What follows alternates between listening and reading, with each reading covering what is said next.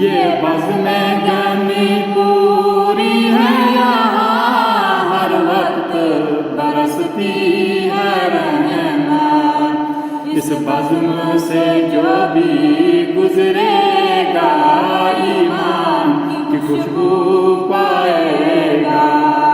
لا الہ الا اللہ، لا الہ الا اللہ، لا الہ الا اللہ۔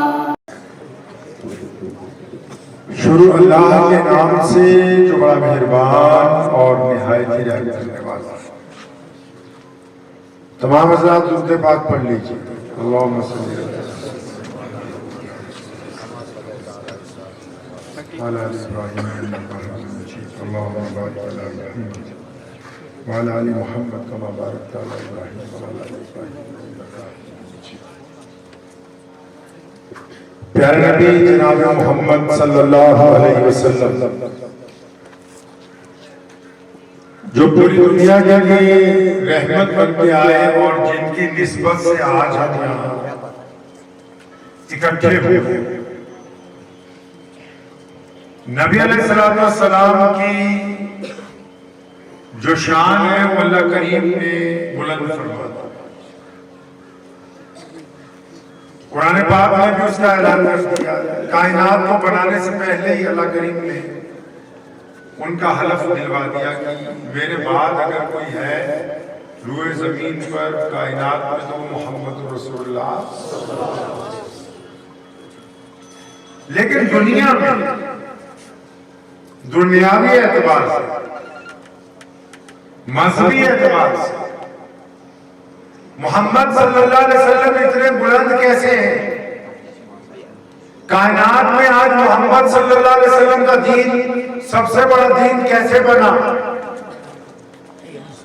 محمد صلی اللہ علیہ وسلم نے اس انسانیت کے لیے وہ کیا کارنامہ انجام دیا ہے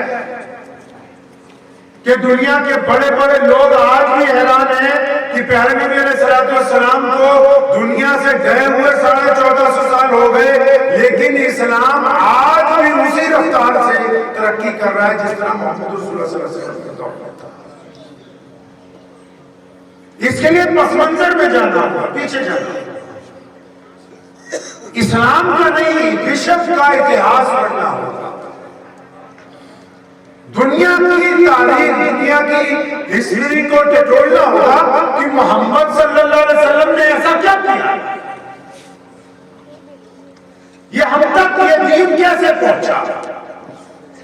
آپ کو پتا ہے دنیا میں 207 یا 204 ملک ہیں، ان ملکوں میں ساری چیزیں ایک جیسی نہیں ہیں، مگر اگر ٹینٹ لگائیں گے تو ایک جیسا نہیں ملے گا، ان میں کپڑے میں فرق ہوگا، رواج میں فرق ہوگا، لباس دیکھیں گے ایک جیسے نہیں ہوں گے، شکلیں دیکھیں گے ایک جیسی نہیں ہوگی، زبان دیکھیں گے ایک جیسی نہیں ہوگی، کھانا پینا دیکھیں گے ایک جیسا نہیں ہوگا۔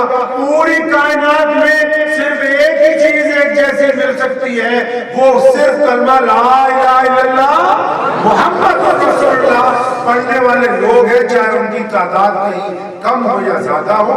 کائنات میں اگر ایک ہی چیز بالکل ہو بہو کہیں مل سکتی ہے تو محمد رسول اللہ کے کلمہ پڑھنے والے مسلمان ہوا کیسے؟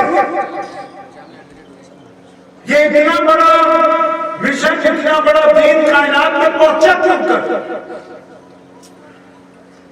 اس کے پس منظر میں جب تک نہیں جائیں گے، ٹھیک ہے آج پیارے نبی علیہ السلام کے خلاف بہت سارے لوگ باہر کے ملکوں میں بیٹھ کے بھی کوئی ویڈیو بنا دیتا ہے، لیکن محمد رسول اللہ صلی اللہ علیہ وسلم نے ایسا کیا کیا کہ آج اخیار میں ہم لوگ یہ بیٹھے وادیوں کے اندر اور کلمہ کس کا پڑھتے ہیں؟ محمد رسول اللہ۔ آئیے 1450 سال پیچھے چلتے ہیں، مکے کی دھرتی، مکے کی دھرتی ہے، عرب کا دیش ہے۔ اگر کسی کے گھر میں بیٹی پیدا ہوتی ہے تو وہ بیٹی کو اٹھاتا ہے زندہ اور جا کے ریگستان میں ایک گڈھا کھودتا ہے، اس میں اس بیٹی کو دفن کر دیتا ہے کہ یہ بیٹی اگر میں پالوں گا کل کو جوان ہوگی تو کسی کو مجھے اپنا داماد بنانا پڑے گا تو میری تو بے عزتی ہو جائے گی۔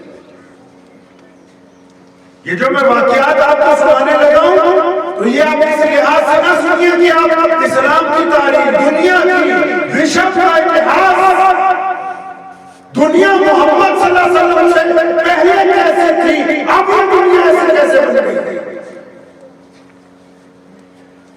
اس کو پڑھنا ہوگا، سمجھنا ہوگا اس بات کو۔ محمد علیہ السلام کے پیدا ہونے سے پہلے لوگ بیٹیوں کو دفن کر دیتے ہیں مکے میں، اور پانی پینے کے لیے کنویں میں جب جاتے ہیں اگر لڑائی ہو جاتی ہے تو رشتہ دار ایک دوسرے کو کہتے ہیں کہ پہلے ساتھ والے کا قتل کریں گے تو پانی پیئیں گے۔ مکے سے 500 میل آگے یثرب ایک جگہ ہے، ایک شہر ہے یثرب، وہاں جو راجہ ہے، وہاں جو بادشاہ ہے، نواب ہے جو وہاں کا، اس کا نام شمعون ہے۔ اس نے قانون بنایا کہ شادی کسی کے بھی گھر میں ہوگی، دلہن پہلے ایک ہفتہ ہمارے محل میں رہتا گزرے۔ آپ لوگ مولویوں سے صرف مکہ کا قصہ سنتے ہو نا، یہ آج یہ باتیں اس لیے بتا رہا ہوں آپ کو یہ پتہ لگ جائے کہ محمد صلی اللہ علیہ وسلم نے کیا کیا ہے دنیا میں آ کے۔ اگر اسلام صرف طاقت سے پیدا ہوتا، اگر اسلام کو صرف تلوار کے طور پر پھیلایا جاتا تو محمد رسول اللہ صلی اللہ علیہ وسلم کے بعد، صحابہ کے بعد حکومتیں جب تبدیل ہو گئی تو پھر لوگ واپس دوسرے مذاہب میں واپس نہ چلے جاتے۔ آپ جب اس تاریخ کو پڑھیں گے تو آپ کو پتہ لگے گا کہ یہ دین ہم تک پہنچا کیسے ہے۔ یثرب کا بادشاہ ہے، وہ کہتے ہیں شادی کسی کی بھی ہو، لڑکی ایک ہفتہ ہمارے گھر میں رہے گی۔ اتنا ظلم ہے، لوگ اس کو ٹوکنا چاہتے ہیں تو کوئی روک نہیں سکتا۔ یثرب سے اور 1000 کلومیٹر آگے جاؤ، ایک ملک ہے فارس، یہ جس شہر کا نام میں یثرب بتا رہا ہوں آج کی تاریخ میں اس کو مدینہ النبی کہتے ہیں، آج اس کو مدینہ منورہ کہتے ہیں۔ اس شہر کو مکے میں بیٹیوں کا زندہ دفن کیا جا رہا ہے، اور یثرب میں بیٹیوں کی عزت غلام ہو رہی ہے، اور وہاں سے 1000 کلومیٹر آگے فارس ایک شہر ہے، وہاں کے جو شہزادے ہیں، شہزادیاں ہیں، وہ جب بور ہوتے ہیں، جب ان کا دل نہیں لگتا تو اپنے سپاہیوں کو کہتے ہیں کہ 4-5 قیدی لاؤ، ان کی گردن اتارو، ہم تڑپتے ہوئے لوگوں کو دیکھیں کہ ہمارے بچے خوش ہوں گے۔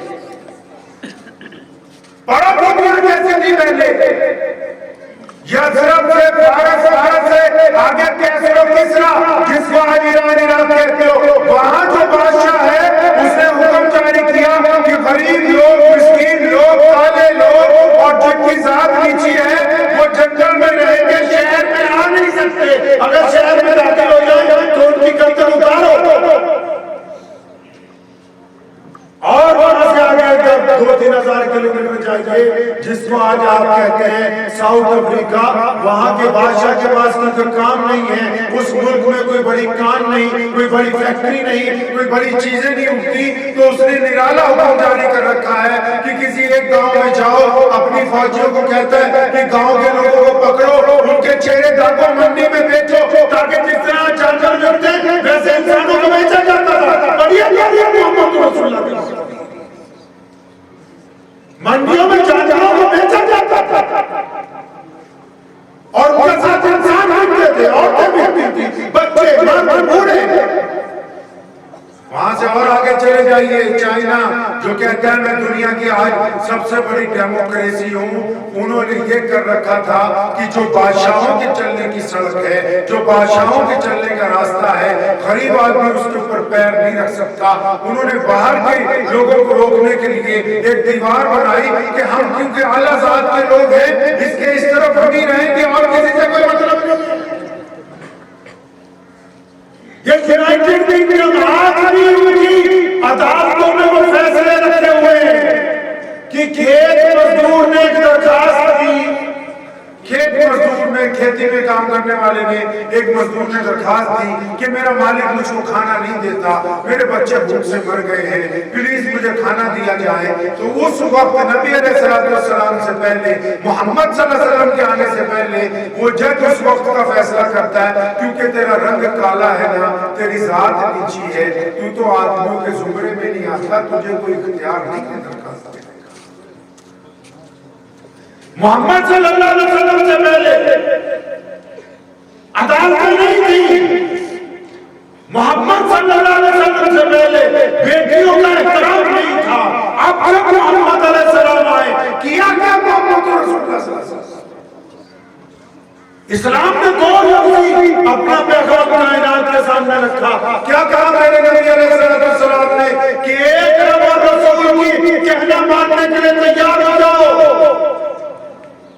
مطلب ایک رب کی عبادت کرنی ہے محمد رسول اللہ کے کہنے کے مطابق، جس طرح محمد صلی اللہ علیہ وسلم چاہتے ہیں اس طرح اپنے رب کی عبادت کرو، اپنے رب کا حق ادا کرو۔ اور پوچھنے والوں نے پوچھا تھا یا رسول اللہ صلی اللہ علیہ وسلم، اگر ہم آپ کے اللہ کو مان لیں، آپ کو مان لیں، پھر کرنا کیا ہے؟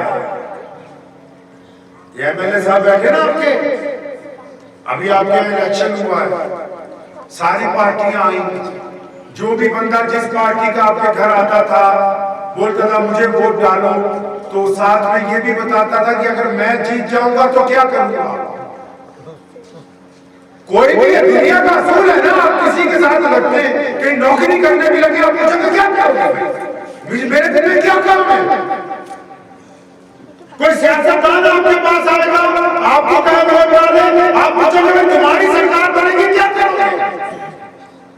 اب محمد صلی اللہ علیہ وسلم نے جب اس دین کی بنیاد رکھی، اس مذہب کی، آج جس کی نمائندگی جامعہ احیاء العلوم اخیار کر رہا ہے، جس کی آبیاری حاجی صاحب رحمت اللہ علیہ نے یا ساری زندگی لگا کر کرتی، جہاں مفتی آصف صاحب نے آج لے آئے ہیں، اگر ہم یہ کہیں کہ محمد رسول اللہ نے وہ بات کون سی کہی؟ صحابہ نے پوچھا کہ رسول اللہ صلی اللہ علیہ وسلم ہم نے آپ کے اللہ کو مان لیا، آپ کو مان لیا، اے پیارے نبی اب بتاؤ تو صحیح کہ کرنا کیا ہے، مقصد کیا ہے؟ اچھا آج کا بھولا مسلمان سمجھتا ہے ہمارا مقصد ہے نماز پڑھنا، ہمارا مقصد ہے تلاوت کرنا، ہمارا مقصد ہے حج کرنا، ہمارا مقصد ہے روزہ رکھنا۔ یہ ساری چیزیں فرض تو ہیں، یہ ساری چیزیں فرض تو ہیں، لیکن یہ ضرورت ہے، مقصد نہیں ہے۔ کیا ہے بھائی؟ یہ ضرورت ہے، مقصد نہیں ہے۔ آپ حیران ہوں گے کہ یہ کیسے گفتگو ہو رہی ہے، اطمینان سے ایک بات کو سمجھیے، یہ جو ہم نے شامیانہ لگایا ٹینٹ، اگر یہ نہیں لگاتے تو کیا کب بھی ہم یہاں بیٹھ کے ایسی بات کر سکتے تھے؟ ارے کر سکتے تھے نہیں؟ بولیے نا، کر سکتے تھے نا؟ کر سکتے تھے۔ اگر یہ لگا دیے تب بھی وہی بات کر رہے ہیں، اگر ہم لوگ کھڑے ہو کے بولتے تب بھی یہی بولتے، بیٹھ کے بولتے تب بھی یہی بول رہے ہیں، مائک لگانا ہے تب آواز زیادہ ہے، نہیں لگاتا تب بھی آرام سے آہستہ آہستہ آپ تک بات پہنچاتے۔ پتہ یہ لگا کہ یہ جو نیچے ہم نے دریاں بچھائی، یہ جو ٹینٹ لگایا، یہ جو کرسیاں لگائیں، یہ تو ہماری ضرورت ہے، مقصد نہیں ہے۔ اب ضرورت تو تھوڑی بہت آگے پیچھے ہو سکتی ہے، ضرورت تو آگے پیچھے، آپ سب لوگ کرسیوں پہ بیٹھ جاتے تب بھی ضرورت پوری تھی، اگر ساری لوگ زمین پہ بیٹھ جاتے تو تب بھی ضرورت پوری تھی۔ لیکن مقصد کیا تھا؟ مقصد یہ تھا کہ جامعہ کے تمام بچے جنہوں نے اس سال اچھی تعلیم حاصل کی ہے ان کی دستار بندی ہوگی، انعام دیے جائیں گے، مہمانوں کو بلائیں گے، اللہ کی بات ہوگی، رسول اللہ کی بات ہوگی، بھائی چارے کی بات ہوگی، محبت کی بات کریں گے، ایک دوسرے کو سمجھیں گے، ایک دوسرے کے خیالات سنیں گے۔ اب اگر یہ مقصد پورا نہ ہوتا تو پھر یہ شامیانہ لگانے کا کوئی فائدہ ہو سکتا تھا؟ اسلام کا مقصد نماز، روزہ، حج، زکات فرض ہے، ضروری ہے، ان کا انکار کفر ہے، لیکن یہ ہماری ضرورتیں ہیں اس مقصد کو پانے کے لیے جو مقصد محمد رسول اللہ نے ہمیں عطا فرمایا صلی اللہ علیہ وسلم۔ مقصد کیا تھا؟ مقصد نبی علیہ السلام نے بیان کیا۔ صحابہ نے پوچھا یا رسول اللہ صلی اللہ علیہ وسلم آپ کیا چاہتے ہیں؟ فرمایا جو ایک اللہ کی عبادت کرے، ایک محمد رسول اللہ کا کہنا مانے، اب اس پر لازم ہے کہ وہ دنیا کے تمام انسانوں کو برابری کا درجہ تمام انسانوں کو برابری کا درجہ دے گا، تمام انسانوں میں سے چھوا چھوت کا خاتمہ کرے گا، تمام انسانوں سے نفرت کا خاتمہ کرے گا۔ تبھی تو سیدنا ابوبکر صدیق رضی اللہ تعالیٰ عنہ شہزادے ہیں، بادشاہ ہیں، سیدنا عمر بن خطاب رضی اللہ تعالیٰ عنہ امیر المومنین ہیں، محمد رسول اللہ کے چہیتے ہیں، عثمان ذی النورین رضی اللہ تعالیٰ عنہ نبی علیہ السلام کے گوہر داماد ہیں، اپنے دور کے شہزادے ہیں، شیر خدا علی مرتضیٰ رضی اللہ تعالیٰ عنہ اہل بیت میں سب سے معزز فاطمہ الزہرا کے شوہر حسن حسین کے والد محترم ہیں۔ ان سب کی موجودگی میں فتح مکہ کے موقع پر بیت اللہ کی چھت پر عذاب دینے کے لیے محمد رسول اللہ نے اگر کسی کو کھڑا کیا تو پھر کالے بلال کو کھڑا کیا۔ نعرہ تکبیر، شان رسالت، شان صحابہ۔ اب بلال کون ہے؟ وہ بلال زادہ ہے، بلال حبشی ہے، بلال غلام ہے۔ بلال کو جب بیت اللہ میں آتا تھا مکے کے چودھری اس کو مارتے تھے، ابو جہل مارتا تھا، عتبہ مارتا تھا، ولید مارتا تھا، عبداللہ بن جدعان۔ وہ بھائی بلال کو کیوں مارتے ہو؟ ابھی بلال کی ذات اونچی ہے، وہ بلال اس کنویں سے پانی نہیں پی سکتا، وہ بلال اندر نہیں جا سکتا، بلال زادہ ہے، بلال حبشی ہے۔ اب یہ محمد آئے ہیں، کہیے صلی اللہ صلی اللہ صلی اللہ صلی اللہ۔ اب یہ محمد آ رہے صلی اللہ علیہ وسلم، جنہوں نے اعلان کر دیا کہ آؤ اب میرا دین آ گیا، آج کے بعد کوئی چودھری نہیں، آج کے بعد کوئی گورا نہیں، آج کے بعد کوئی کالا نہیں، آج کے بعد کوئی امیر نہیں، آج کے بعد کوئی غریب نہیں۔ آ گیا ہے لڑائی کے اندر وقت نماز قبلہ رو ہو کے زمین بہت قوم حجاز ایک ہی صف میں کھڑے ہو گئے، محمود اور آیا نہ کوئی بندہ رہا نہ کوئی بندہ نواز، بندہ صاحب و محتاج و غنی ایک ہوئے، تیری سرکار میں پہنچے تو سبھی ایک ہوئے۔ پتہ لگا اسلام کا مقصد؟ اسلام آیا ہے، نبی علیہ السلام نے دنیا کی، ہمارے نبی محمد صلی اللہ علیہ وسلم نے دنیا کی دکھتی ہوئی رت کو پکڑ لیا۔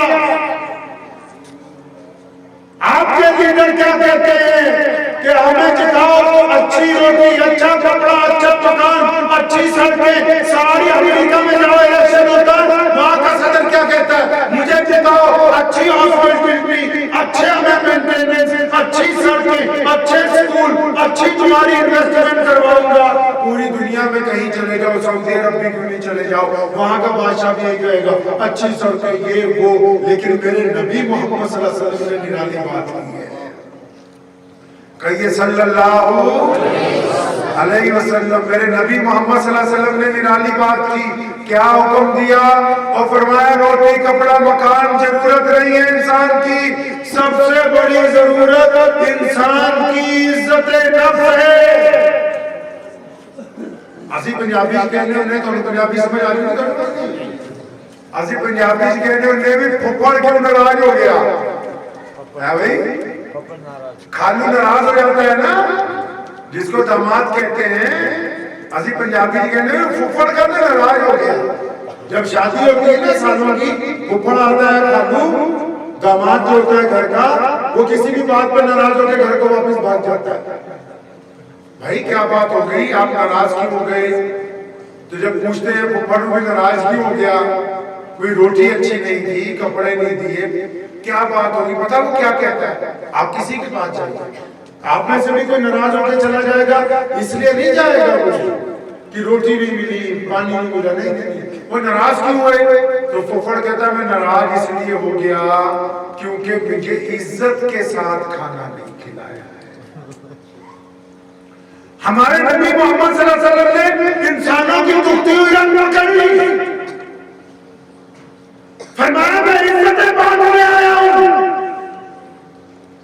کبھی تو قرآن نے کہا کہ یتیم کو عزت دینے کی بات کرو، یہ نہیں کہا کپڑا دو، روٹی دو، مکان نہیں، کیونکہ محمد صلی اللہ علیہ وسلم نے جب بھی بات کی ہے بیماری کی جڑ کا کی، مسلمانوں کو کہا کہ دنیا کے انسانوں کو عزت دو۔ ان کو معلوم ہے کہ جب میرا امتی عزت دے گا تو مانگنے والے کو گھر میں بٹھا کے کھانا کھلائے گا, گھر میں بٹھا کے اس کی جیب میں 2 رقم ڈال دے گا, گھر میں بٹھا کے اس کو کپڑے دے گا. اگر آپ نے کسی کو عزت دے دی تو سمجھو سب کچھ دے دیا. اگر آپ دنیا میں کسی کو عزت نہیں دے سکتے تو کچھ بھی نہیں دے سکتے ہیں.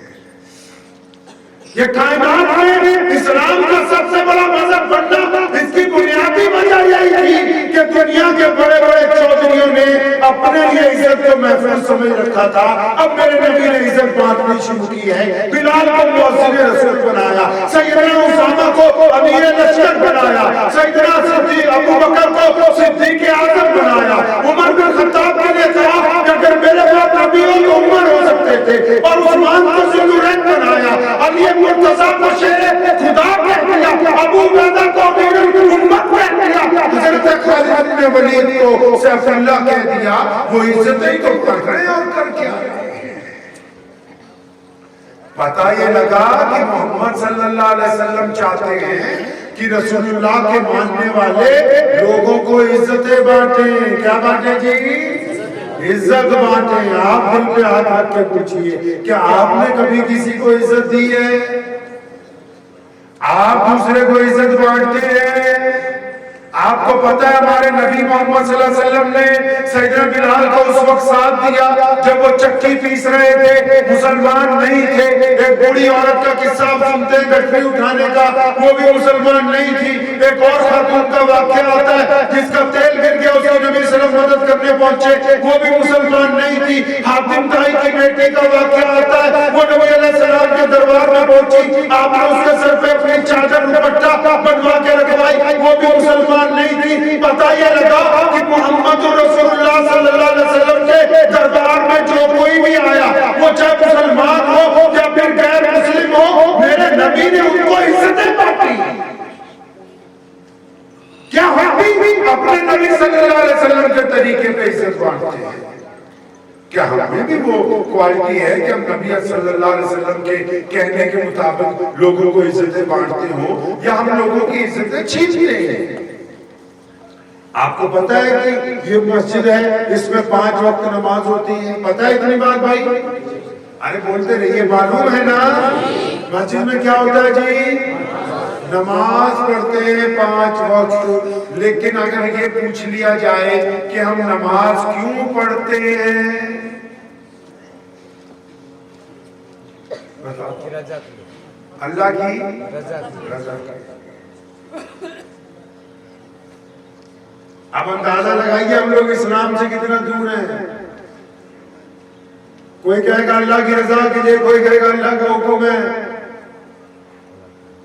لیکن قرآن پاک نے اس کا ذکر کیا کہ نماز تم پر فرض کر دی گئی ہے تاکہ تم گندی باتیں کرنی چھوڑ دو, اچھی باتیں کرو.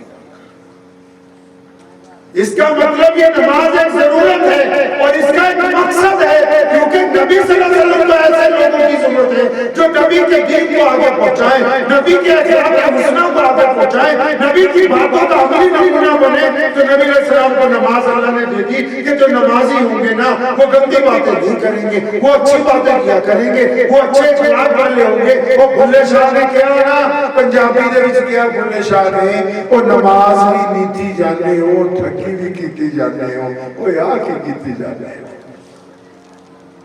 بابا بھلے شاہ رحمۃ اللہ علیہ فرماتے ہیں نا کہ نماز بھی پڑھتے ہو, بے ایمانی بھی کرتے ہو, نماز بھی پڑھتے ہو, چوری بھی کرتے ہو, نماز بھی پڑھتے ہو, ٹھگی بھی مارتے ہو. اس کا مطلب تو نماز نہیں پڑھتے, صرف دکھاوا کرتے ہو. قرآن نے کہا نا ارأیت الذی یکذب بالدین, پڑھی کبھی آیت آپ نے نماز میں پڑھتے ہوں گے.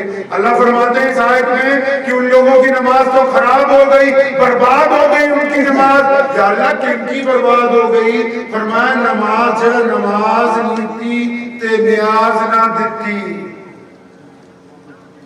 بھلے شاہ نے اس آیت کا بھی ترجمہ کیتا ہے, کہتا نماز نیتی تے نیاز نہ دیتی, تیریاں کس کم پڑھیاں نمازاں. قرآن نے کہا نا یہ وہ ہمارے والی نیاز نہیں, اصیدہ نیاز جڑی دیندے نا, ہم لوگ جو نیاز دیتے ہیں نا, اپنی کھیر, اپنا ہی کٹوڑا, اپنا ہی مولوی, اپنے ہی بندے آپ ہی کھا کے تے قرآن نے نیاز کا ذکر کیا ہے. کہ نماز پڑھو قرآن پڑھو نیاز کیوں نہیں دیتے؟ ارائیت الذی یکذب بالدین، ارے نیاز کیوں نہیں دیتے؟ یا اللہ کون سی نیاز؟ فرمایا تو نماز پڑھتا ہے بھوکے کو کھانا نہیں کھلاتا، وہ تو نماز پڑھتا ہے یتیم کے منہ میں لقمہ نہیں ڈالتا، وہ یا تو نماز پڑھتا ہے اپنے پڑوسی کا خیال نہیں رکھتا، اس کا مطلب تیری نماز برباد ہو گئی ہے۔ پھر قرآن نے کہا کہ نماز پڑھنے وہ لوگ ہیں جو متقی ہوتے ہیں۔ اب متقی نو اسی پنجابی سے کہنے چنگا بندہ ہوتا ہے۔ اب چنگا بندہ کون ہوتا ہے کہ جس کو میں کہوں چنگا ہے یا مجھے کہیں چنگا ہے؟ نہیں، چنگے کی اصطلاح کرنے کے لیے مولویوں کے پاس جانے کی ضرورت نہیں ہے، مفتیوں کے پاس جانے کی ضرورت نہیں ہے۔ سیدنا امیر المومنین عمر بن خطاب رضی اللہ تعالیٰ عنہ مسجد میں تشریف رکھتے تھے، ایک بندہ نماز پڑھنے کے لیے آیا اور ساتھ میں جو بندہ بیٹھا تھا امیر المومنین کے، اس نے کہا کہ امیر المومنین یہ بہت نیک بندہ ہے۔ فرمایا کیسے؟ فرمایا فجر ظہر عصر مغرب عشاء ہر نماز میں پہلے آتا ہے۔ فرمایا تم غلط کہتے ہو، اس کے گھر والوں سے پوچھو، اگر امی ابو کہتے ہیں کہ بندہ نیک ہے تو پھر یہ نیک ہے، اور ابو امی کہتے ہیں کہ میرا منڈا ٹھاک ہے تو میرے ٹھاکی ہے۔ امی ابو کہتے ہیں کہ یہ بدماش ہے تو یہ بدماش ہے، اگر بیوی کہتے ہیں یہ بدتمیز ہے تو یہ بدتمیز ہے، نمازی نہیں ہے۔ اگر پڑوسی یہ کہتا ہے کہ یہ بندہ ظالم ہے تو پھر یہ نمازی نہیں ہے، یہ ظالم نہیں ہے۔ ہم محمد رسول اللہ کے دین کے نمائندے ہیں بھائی، ہمارا کام دین کو اپنی عملی زندگی میں پروجیکٹ کرنا ہے، اپنے نبی صلی اللہ علیہ وسلم کے طریقے پر چلنا ہے۔ اپنے دل پر ہاتھ رکھیے، اس کو پوچھا کیجئے اپنے دل کو کہ ہم نے محمد صلی اللہ علیہ وسلم کا کوئی طریقہ اپنایا ہے؟ روزہ کیوں رکھوایا ہے؟ روزہ بھی ضرورت ہے، اس کا بھی ایک مقصد ہے۔ نماز کا مقصد ہے کہ آپ گندی باتیں نہ کریں۔ آپ کو پتہ ہے ہمارے یہاں پنجاب، آپ کے یہاں بھی ہوتا ہوگا یہ مسئلہ، ہمارے یہاں پنجاب میں ایسی پنجابی سے کہتے ہیں کہ مریادہ جو ہے اس کا دھیان رکھنا ہے، یعنی مسجد کا جو عزت ہے، مطلب مسجد میں کوئی جوتی لے کے نہ جائے، اور مسجد میں سر ڈھک کے جاؤ، اور مسجد میں وضو کر کے جاؤ، مسجد میں پاک ہو کے جاؤ، مسجد میں ناپاک آدمی نہیں جا سکتا۔ ہم کہتے ہیں نا سب لوگ بھائی، ہے نا؟ تو اسی پنجابی میں کہنے مریادہ بھی مریادہ کا دھیان رکھو، مطلب مسجد کے تقدس کا دھیان رکھو۔ لیکن یہ جس کو ہم تقدس کہتے ہیں یہ تقدس نہیں ہے، یہ پروٹوکول ہے، ضرورت ہے۔ مطلب یہ مسجد کا پروٹوکول ہے کہ مسجد میں آنے والا استنجا کر کے وضو کر کے آئے، مسجد میں آنے والا سر ڈھک کے آئے، مسجد میں آنے والا جوتے اتار کے آئے، مسجد میں آنے والا خاموش ہو کے آئے، مسجد میں آنے والا آنکھیں جھکا کے آئے۔ لیکن مسجد کا حق کیا ہے وہ سنیے۔ مسجد کا حق یہ ہے کہ جب بندہ مسجد سے نماز پڑھ کے باہر نکلا، اب وہ بازار میں گیا، بازار میں کسی کی بیٹی سامنے کھڑی ہے، چاہے وہ مسلمان ہے یا غیر مسلم، اس سے کوئی مطلب نہیں ہے، یاد رکھنا بات کو۔ محمد صلی اللہ علیہ وسلم پورے عالم کے لیے رحمت ہے۔ محمد صلی اللہ علیہ وسلم صرف مسلمانوں کے نبی نہیں، پورے عالم کے لیے رحمت بن کے آئے۔ اب ایک نمازی ہے، مسجد سے نماز پڑھ کے نکلا، سڑک پہ آیا، بازار میں آیا، کسی کی بیٹی کھڑی ہے، مسلمان کی ہے یا غیر مسلم کی ہے، اگر وہ اس کی بیٹی کی طرف گندی نگاہ ڈالتا ہے، اس کی بیٹی سے زنا کا ارادہ کرتا ہے، اس کی بیٹی کو دیکھ کے مزہ حاصل کرنا چاہتا ہے، تو پھر اس نے مسجد کی عزت کو خراب کر دیا ہے، کیونکہ یہ رب سے وعدہ کر کے آیا کہ میں تیرے قانون کو نہیں توڑنے والا۔ یہ مسجد کا پروٹوکول کہ جب یہ کھڑا ہو کے بازار میں سامان کھولے گا تو برابر ہوگا، اس میں بے ایمانی نہیں کرے گا۔ اگر سیب کے اوپر اسٹیکر لگائے گا تو جہاں گلا ہوا ہے وہاں نہیں چپکائے گا، اگر گلا ہوا ہے تو اس کو الگ کرے گا۔ یہ مسجد کا پروٹوکول ہے۔ ہم مسلمان ہیں، اللہ نے ہم کو ایسا دین دیا، اس جیسا دین کائنات میں کوئی نہیں۔ آپ دیکھیں آج پورا یورپ اسلام کے دہانے پر کھڑا ہوا ہے، کیوں؟ وہ اس لیے نہیں کہ وہاں کوئی ان سے لڑ رہا ہے، وہ اس لیے کہ جو لوگ وہاں پر رہتے ہیں ان کا کردار محمد رسول اللہ صلی اللہ علیہ وسلم کے حکم کے مطابق ہے۔ کہ ان کو ملنے والے لوگ، آپ بھی بتائیے نا. اکثر میں مفتی آصف صاحب سے کئی دفعہ کہا، آپ سے بھی میں پوچھتا ہوں، آپ تو ماشاءاللہ سارے نمازی ہیں نا جی بھی، اور نمازی ہیں ماشاءاللہ سارے، ہاتھ کھڑا کرو، جو نہیں بھی ہیں وہ بھی اللہ بنا دیں ان کو. نمازی ہیں نا سارے ماشاءاللہ، نماز پڑھتے ہیں نا، مسجد تک تو جاتے ہیں نا. اچھا پھر اب اپنے دل پہ ہاتھ رکھو. ارے دل پہ ہاتھ رکھو، پیسے نہیں لگے گا، رکھ لیجئے دل پہ ہاتھ رکھو، ایسے ہی ہاتھ رکھو، دل پہ ہاتھ رکھیے سب لوگ. جو نمازی ہیں آپ اپنے دل سے پوچھیں، مجھے جواب دینے کی ضرورت نہیں. دین اگر کوئی ہے تو محمد رسول اللہ ہے. یہ پیارے علیہ السلام ہے، جن کے پاس ہر رنگ، ہر نسل، ہر زبان، ہر خطے کے اندر اللہ اکبر کہنے والے ایمان والے موجود ہیں. اب ظاہر سی بات ہے، جب کسی کو یہ پتہ لگے کہ ان کا دین اتنا آگے چلا گیا، یہ تو دنیا سے گئے ہوئے پردہ فرما چکے ہیں، اس کے باوجود ان کا دین پیش قدمی کر رہا ہے، اس کے باوجود لوگوں میں محبتیں بانٹتا ہے، اس کے باوجود لوگوں میں چھوا چھوت کو ختم کرتا ہے، اس کے باوجود لوگوں میں برابری لاتا ہے، تو اس کا مطلب ظاہر سی بات ہے کہ کسی کے دل میں تکلیف ہو سکتی ہے. لیکن آپ سے میرا ایک سوال ہے، وقت بھی بہت کم ہے، آپ سے میرا ایک سوال ہے چھوٹا سا. آپ کشمیر کے ماشاءاللہ غیور مسلمان ہیں سارے ماشاءاللہ، اطمینان سے دل پہ ہاتھ رکھ کے بتائیے، یہ جو میں نے آپ کو واقعات بیان کیے محمد رسول اللہ صلی اللہ علیہ وسلم کی جو شان ختم نبوت ہے، جو ناموس رسالت ہے، اس کی حفاظت اسی لیے کرنی پڑتی ہے کہ یہ دین برق رفتاری سے کائنات میں سب سے آگے ہے. آپ سے ایک چھوٹا سا سوال ہے، آپ نے کبھی اسلام کی فوٹو دیکھی؟ ارے فوٹو دیکھی اسلام کی؟ ارے بولیے، فتویٰ مت دے دینا، جو کہتے ہیں فتوے بہت چلتے ہیں کشمیر جائے جی مومن صاحب. لیکن ایک فوٹو ہے، آپ اپنے موبائل سے اپنی سیلفی کھینچیے، جو ہمارے ہندو سکھ دوست ہیں، جو عیسائی جینی بودھی دوست ہیں ہمارے پورے دیش میں. اچھا وہ تو قرآن نہیں پڑھتے، لیکن وہ مسلمانوں کو جانتے ہیں، وہ مسلمانوں کے دین کو بھی سمجھتے ہیں. اب وہ جانتے کیسے؟ کیونکہ وہ اسلام کی تصویر دیکھتے ہیں. وہ تصویر کہاں؟ وہ تصویر یہ. اس فوٹو کو کھینچیے، اس میں دیکھیے دھیان سے. اگر آپ کو لگتا ہے کہ آپ کی موبائل کی سیلفی، اس میں جو بندہ نظر آ رہا ہے یہ ایماندار ہے، تو پھر آپ خوش ہو جائیے کہ آپ محمد رسول اللہ صلی اللہ علیہ وسلم کے دین کی نمائندگی سے کر رہے ہیں. اگر آپ کا دل کہتا ہے کہ یہ فوٹو میں نظر آنے والا بندہ ٹھگ ہے، بے ایمان ہے، بدتمیز ہے، تو آپ پھر اپنے کسی غیر مسلم دوست کے نزدیک اسلام کی وہی تصویر پیش کر رہے ہیں جو آپ کی سیلفی کے اندر موجود ہے.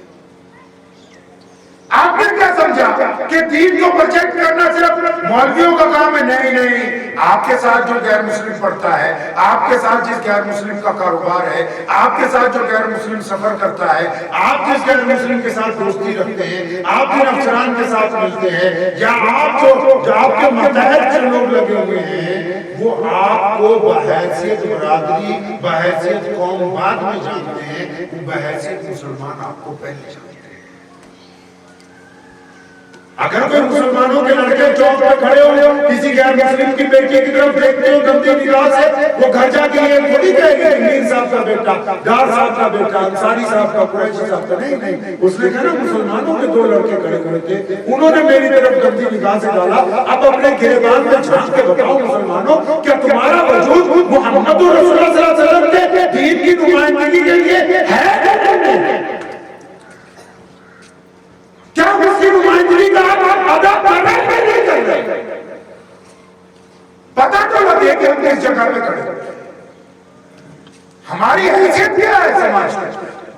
آپ کو پتا ہے ہماری حیثیت اتنی بڑی ہے پوری دنیا میں، پورے دیش میں، آج بھی پورے بھارت میں. آج بھی کہیں چلے جائیں، کہیں آ جاؤ، چاہے ڈوڈا میں چلے جاؤ، 3-4 ہندو بھائیوں کو بلاؤ، 3-4 مسلمانوں کو بلاؤ. اگر کوئی پیسے کا لین دین ہوگا، اگر کوئی مسلمان چٹا جھوٹ بول دے گا نا صاف، تو 2-3 ہندو بھائی بول دیں گے یار تو مسلمانوں کے جھوٹ بول رہا.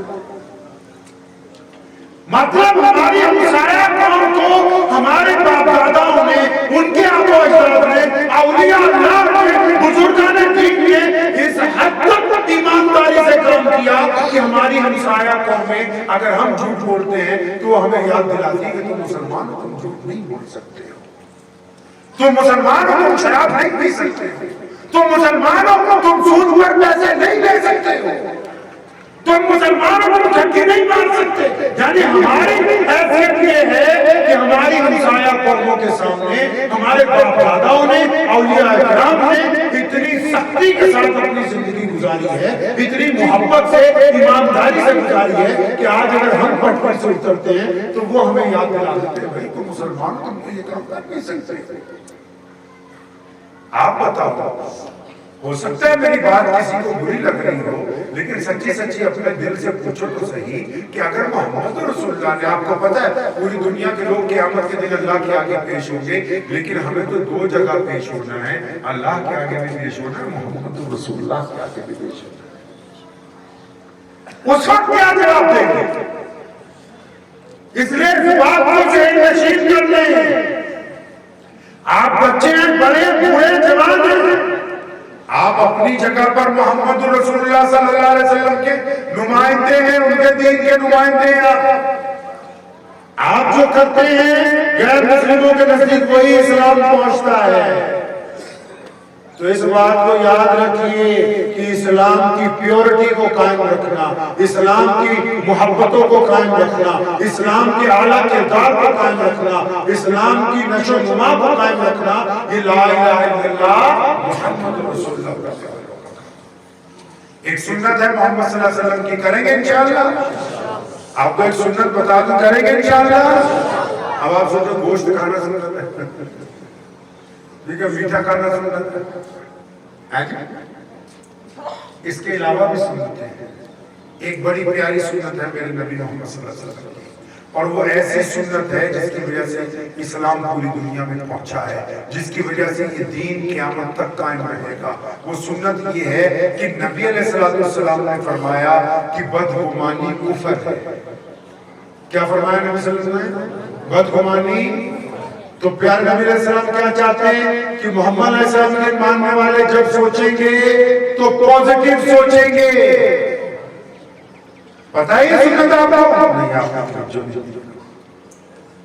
یعنی دل میں برا خیال لانا رسول اللہ کی امت کا کام نہیں ہے. دوسرے کے مطابق رائے قائم جب کی جائے، محمد صلی اللہ علیہ وسلم چاہتے ہیں کہ جب آپ کسی کے متعلق رائے قائم کریں گے تو اچھی رائے قائم کریں گے، بری رائے کا کیا. ہم لوگ کیسے رائے قائم کرتے ہیں؟ ہم لوگ ایسے رائے قائم کرتے ہیں. ہم لوگ کسی کو دیکھتے ہیں، اچھا کوئی مولوی دیکھ لیا بڑھیا، ہم سمجھتے ہیں کہ اچھی مرغی پھنسی ہوگی اس کے پاس. یہ ہماری رائے ہے. ہم اپنے کسی بھائی کو ترقی کرتے ہوئے دیکھیں، پڑوسی کو ترقی کرتے ہوئے، یار یہ ٹھگی مارتا ہوگا، سبحان اللہ، کیا اپنے رائے قائم کرتے ہیں.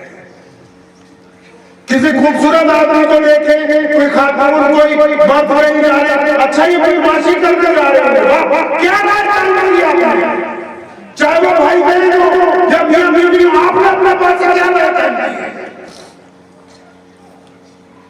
کوئی اپنی ضرورت کے لیے چلا جا رہا ہے، ہم سوچے اچھا یہ چور لگ رہا ہے دیکھنے میں، کیا رائے قائم کی؟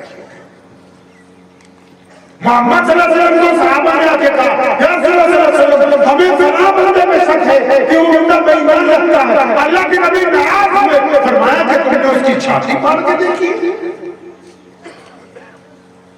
آپ جب رائے قائم کرتے ہیں، آج کیا حالت ہے، بھائی بھائی کے خلاف رائے قائم کرتا ہے، اپنے پاس سے خیالی پلاؤ بناتا ہے. اچھا میرا فون نہیں اٹھایا ہوگا، جان بوجھ کے اگلا اسٹیج بیٹھا ہوگا تو جان بوجھ کے اٹھے. نبی کا دین صلی اللہ علیہ وسلم اس لیے دنیا میں پہنچا. میرے نبی علیہ السلام نے سکھا دیا صحابہ کو کہ ہم پازیٹیو وے میں جائیں گے، ہم مثبت جائیں گے، منفی نہیں جائیں گے، برے خیالات کو نہیں لے کے جائیں گے. ہم کس طرح رائے قائم کر رہے ہیں؟ ہمارے یہاں کیا ہے؟ اسلام نے کہا کہ لوگوں کا حوصلہ بڑھاؤ، لوگوں کا حوصلہ توڑو نہیں. ہم کیا کرتے ہیں؟ اب کوئی بیمار ہو جاتا ہے نا آپ کے یہاں، مولانا کوئی بیمار ہو جائے زیادہ تو جو ملنے کے لیے جاتے ہیں وہ پوچھیں گے کیا ہوا جناب، فلاں بیماری لگی ہو، کہاں سے دوائی لائی؟ وہ چنڈی گڑھ گئے تھے، پی جی آئی گئے تھے. ساری باتیں سننے کے بعد کیا کہے گا؟ میرے ابو جی کا بھی انتقال اسی بیماری سے ہو گیا. ارے بدبخت تم اس کا دل توڑ رہا ہے.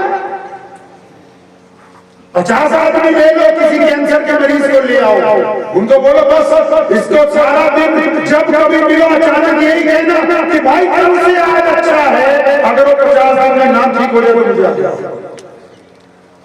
محمد رسول اللہ نے کہا کہ ہم حوصلہ بانٹنے آئے ہیں, عزت بانٹنے آئے ہیں, غریبوں کو برابر کرنا آئے ہیں. ہم لوگوں کو اپنے کندھے سے کندھا جوڑ کے مسجد میں کھڑا کرنے والے لوگ ہیں, ہم لوگوں کے دلوں کو توڑنے کے لیے نہیں آئے ہیں. ہم کیسی رائے قائم ہیں؟ اگر ہمارے خطے میں کہیں اسلام کی رفتار کم ہے تو اس کا مطلب یہ نہیں کہ کوئی ہم سے زیادہ طاقتور ہے, اس کا مطلب یہ کہ ہمارے دین میں جس کو ہم مان رہے کہیں نہ کہیں کوئی کمی موجود ہے جس کو دور کر کے اس کمی کو اپنے دل میں تلاش کریں, ڈھونڈیں اس کو, اور نبی علیہ السلام کی سنت کو اپنائیں کہ ہم نے جب بھی رائے قائم کر لی, کیا رائے قائم کر لی, پازیٹیو رائے, مثبت رائے, اچھی رائے, بعد میں جو نتیجہ آئے گا خواہ برا ہو یا اچھا وہ بات کی بات ہے, لیکن محمد صلی اللہ علیہ وسلم یہ چاہتے ہیں کہ آپ کی رائے اچھی کریں گے. اچھی رائے قائم انشاءاللہ, اپنی تصویر کو خوبصورت بنائیں گے انشاءاللہ. ارے بتائیے بنائیں گے انشاءاللہ. صرف ایسے ہی نہیں, میں ایک چھوٹا سا قصہ, اصلی قصہ سناتا ہوں. کی بات کرتا ہوں, آج سے تقریباً 5 سال پہلے کی بات ہے. ایک صاحب کلمہ لا الہ الا اللہ محمد رسول اللہ پڑھ کے آگوش دین کے اندر آئے, تو انہوں نے میرے والد صاحب رحمۃ اللہ علیہ کو کہا کہ حضرت میں یہ چاہتا ہوں کہ میری والدہ اور والد بھی دین میں آئے. تو 6 مہینے بعد وہ آئے, تو انہوں نے کہا میری والدہ تو آ گئی لیکن والد سے ابھی بات کرنے کی ہمت. پھر وہ آئے 1 سال بعد, انہوں نے ایک دن خوشخبری سنائی کہ ہمارے والد صاحب بھی آ گئے, لیکن جو انہوں نے قصہ سنایا ہے ساتھ میں, اس قصے نے ہمارے رونگٹے کھڑے کر دیے. کہنے لگے کہ 6 مہینے سال ڈرتے رہے, تو میری ماں نے ایک دن کہا کہ تمہارے ابو سے بیٹھ کے بات کرتے ہیں. تو ہم نے اپنے والد کو بیٹھ کے جب بتایا کہ میں اور میری والدہ کلمہ لا الہ الا اللہ پڑھ چکے ہیں, تو ہمارے والد نے جب ہمارے منہ سے یہ بات سنی نا, تو اچانک اٹھے, اپنے کمرے میں گئے, دروازہ اندر سے چٹکلی لگا لی بند کر. ہم نے کھٹکھٹایا تو کہنے لگے بھائی صبح بات ہوگی, اب چلے جاؤ. تو کہنے لگے بھائی صبح جب دروازہ کھلا تو میرے والد نے باہر نکلتے مجھے میرا ہاتھ پکڑا, کہنے چل مجھے بھی اپنے امام کے پاس لے چل, میں بھی محمد رسول اللہ کا غلام. تو کہنے لگے میری والدہ نے اور میں نے پھر بعد میں اپنے والد سے پوچھا کہ اس رات جب ہم اپنے آپ کے سامنے دین کی بات رکھی, آپ تو ناراض ہو کے اٹھ کے چلے گئے, اور پھر آپ نے دروازہ بند کر دیا. صبح کو اچانک دروازہ کھلا, اور پھر آپ نے ہمیں کہہ دیا کہ میں بھی تمہارے ساتھ دین میں داخل ہو جاؤں گا, تو کیا وجہ کیا ہے؟ تو اس بندے نے جو وجہ بتائی میں سنی. کہنے لگا بیٹا بات یہ ہے کہ جب میں بچپن میں اسکول میں پڑھتا تھا پہلی کلاس میں, تو ایک عبد الرحمان نام کا لڑکا میرے ساتھ تھا, تو پہلی سے لے کے 10ویں تک میرے ساتھ تھا. کہتا پھر وہ 10ویں کے بعد ہم دونوں +2 تک اکٹھے پڑھے, پھر کالج اکٹھے گئے. کہتا اتفاق کی بات یہ ہوئی کہ ہم دونوں کی نوکری بھی ایک ساتھ لگا. کہتا ابھی چند سال پہلے جب میں ریٹائر ہوا, ہم دونوں ریٹائر ہوئے. کہتا جب رات تم نے بتایا نا کہ بھی ہم کو ماں اور بیٹا دین میں داخل ہو گئے, تو میں نے دروازہ بند کر دیا. کہتا میں تمہاری تبلیغ کی وجہ سے دین میں نہیں آیا ہوں, میں نے ساری رات پہلی کلاس سے لے کے ریٹائرمنٹ تک ساری زندگی اپنی کھگالی ہے. کہتا خدا کی قسم اگر عبد الرحمان بے ایمان ہوتا تو میں کبھی مسلمان نہیں. کہتا اگر عبد الرحمان نے کبھی میرے سے ٹھگی کی ہوتی, میرے سے بے ایمانی کی ہوتی, مجھ سے کبھی جھوٹ بولا ہوتا, اگر اس نے کبھی مجھے دھوکہ دیا ہوتا, کیونکہ میرے ساتھ تو وہی تھا نا مسلمان, اور کوئی نہیں تھا, ساری رات میرے اسی کے اوپر لگائی ہے. اگر مجھے اس کو کوئی غلطی مل جاتی, تم جو مرضی کہتے رہتے, میں تمہاری بات نہیں مانتا. میں تو اس محمد رسول اللہ کے امتی کو دیکھ کے تمہاری بات ماننے کے لیے مجبور ہوں جس نے میرے ساتھ ساتھ کیا. تو یہ جلسہ صرف باتوں کے لیے نہیں کیا ہے. آپ بتائیں کچھ بدلیں گے انشاءاللہ, کچھ نفرت کو محبت میں تبدیل کریں گے انشاءاللہ. جو قومیں جہاں اکثریت میں ہوتی ہیں ان کا کام ہوتا ہے کہ اقلیتوں کے ساتھ اپنے اعلیٰ کردار کو پیش کریں. پتہ نہیں آپ کا کوئی مولوی یہ بات کہے گا یا نہیں کہے گا، لیکن یہ محمد رسول اللہ صلی اللہ علیہ وسلم کی سنت ہے کہ جو قومیں جہاں بڑی تعداد میں ہوں وہ اپنے سے کم تعداد کے لوگوں سے محبت کے ساتھ، پیار سے، خلوص سے ان کے ساتھ کھڑی ہونے والی ہوں، تاکہ کوئی یہ نہ کہے کہ فلاں مسلمان نے تعداد کا فائدہ اٹھانے کے بعد ہمارے ساتھ. تو کچھ تبدیلی لائیں گے انشاءاللہ تعالیٰ. وقت بھی ہو گیا، آئندہ سال میری خواہش تھی انشاءاللہ تعالیٰ کی رات ہی یہیں پر گزار دی جائے، لیکن رات سفر بہت لمبا تھا، تو گزارش ہے انشاءاللہ تعالیٰ پھر دوبارہ آنے کی کوشش مکمل رہے گی. حاجی صاحب رحمۃ اللہ علیہ نے جو گلشن لگایا، ہمیں امید ہے کہ اس کی مہک پورے خطے میں اسی طرح مہکتی رہے گی. آپ اپنوں کے ساتھ ساتھ اپنے ہمسایوں سے بھی اسی طرح محمد رسول اللہ صلی اللہ علیہ وسلم کے دین کی بات جو ہے وہ پہنچاتے رہیں گے. دعا کیجیے اللہ کریم مجھے بھی اور آپ سب کو ان باتوں پہ عمل کرنے کی توفیق عطا فرمائے. وآخر دعوانا ان الحمد للہ.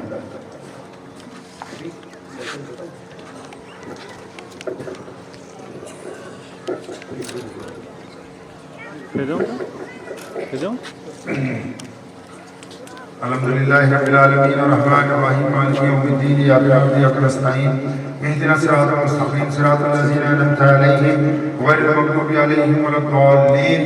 اللهم صل علی محمد وعلی آل محمد کما صلیت علی ابراہیم وعلی آل ابراہیم انک حمید مجید. یا اللہ تمام تعریفیں آپ کے لیے ہیں. اللہ جی آپ کی عبادت کرتے ہیں اور آپ سے مدد چاہتے ہیں. یا اللہ پوری دنیا کے انسانوں پر اپنا فضل، اپنا کرم، اپنا رحم نازل فرما. یا اللہ جو بیمار ہیں شفا عطا فرما، جو تنگ دست ہیں تنگ دستی کو دور فرما، جو پریشان حال ہیں ان کے لیے آسانیاں پیدا فرما. یا اللہ آج خطہ چناب میں بیٹھے ہیں، حاجی صاحب رحمۃ اللہ علیہ نے گلشن لگایا، ان کے جانے کے بعد بھی جو لوگ اس کی آبیاری کر رہے ہیں، الہ العالمین سب کے اوپر اپنا فضل فرما دے اور اس گلشن کو قیامت تک قائم رہنے کا فیصلہ فرما. یا اللہ آج کے مجمع میں جتنے لوگ آئے ہیں دور دراز سے اور جن لوگوں نے انتظامات کیے ہیں، سب کے اوپر اپنا فضل، اپنا کرم، اپنا رحم نازل فرما. سب کی جائز تمناؤں کو پوری فرما. لا علاج بیماریوں میں شفا عطا فرما. یا اللہ ایک دوسرے سے حسن اخلاق سے پیش آنے کی توفیق عطا فرما. محمد رسول اللہ صلی اللہ علیہ وسلم کے سچا پکا عاشق بننے کی توفیق عطا فرما. یا اللہ جو والدین بڑے چھوٹے بھائی بہن دنیا سے جا چکے ہیں سب کی مغفرت کا فیصلہ فرما. یا اللہ یہ مسجد اور یہ مدرسہ بلا شبہ زندگی اور موت ایک مقرر وقت پر آپ کی طرف سے طے کیے گئے ہیں. یا اللہ آنے والے دور میں بھی قیامت تک اس جگہ کو قائم رہنے کا فیصلہ فرما. ہماری آنے والی نسلوں میں دین کو داخل فرما، آنے والی نسلوں میں دین کو داخل فرما. یہ مختصر ترین دعائیں ہیں، انہیں پیارے پیغمبر جناب محمد صلی اللہ علیہ وسلم سب سے قبول فرما لیجئے. اللہم بارک علی محمد وعلی آل محمد کما بارکت علی ابراہیم وعلی آل ابراہیم انک حمید مجید. وصلی اللہ تعالی علی خیر خلقہ. بھائی آپ مسافہ کرنے کی کوئی کوشش نہیں کرے گا، مسافے کا وقت نہیں ہے، راستہ بنائیں. اس لیے کہ پہلے میں آپ حضرات سے عرض کر چکا ہوا کہ رات 12 بجے جموں سے ٹرین پکڑنی ہے.